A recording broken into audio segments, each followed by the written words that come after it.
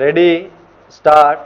Mr. Deputy Speaker, Sir, I am extremely grateful to the honorable members who have participated in the discussion and expressed their views on the interim budget which I presented in the House yesterday.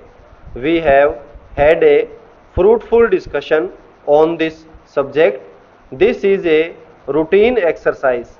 The House is aware that I have come with the interim budget and I am pleading with the House to pass the vote on account for 4 months under very exceptional circumstances. I would like to place on record that what I have presented to the House is not my own creation. This government cannot be held responsible for what has transpired in the year which is going by. There was another government in power. Most of us on this side of the house who are sitting on the treasury benches were in the opposition then, and most of the honorable members who are sitting on the other side of the house were either in the government or were supporting the government from outside.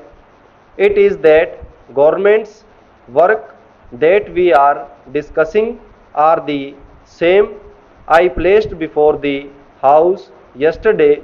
Now, sir, I have said very clearly that the revised budget estimates and the budget estimates for the next financial year do not reflect the thinking and the priorities of my government. I have said in my budget speech that it is our firm resolve to review the 5-year plan and to revise the budget estimates so that they reflect our thinking and priorities when I come before the August House with my regular budget. That will be the time for you to judge us. That will be the time for you to judge our intentions, and that will be the time for you to judge our actions. As I said, this is not my creation, but in a parliamentary system, we are often faced with a situation where the existing government has to carry on with the legacy which has been left behind by the previous government. My next point is we have talked about in our national agenda for governments that we believe in having a consensus. A point has been made in this house by one of the honorable members that we should have the same kind of consensus in regard to economic policies that we have developed over a period of time in our foreign affairs and defense policies. I see no reason why this House cannot evolve such consensus. I am pleading strongly that we must evolve that consensus so that the economic policy which has become a major tool for the progress of this country is not subject to the vagaries of the situation. We must have a consensus, and I think we are very close to it. Sir, we were criticized by many people that we did not follow the path followed by East European countries. We were criticized in this house. We were criticized in this country that we did not follow the path followed by those countries. There was a thinking at that point of time that it was the best model of development. The model of development has collapsed. Then we were told that the countries of South Asia were the best models of development and India should follow those models of development. Now they too have collapsed today. They are going round the world with big begging bowl.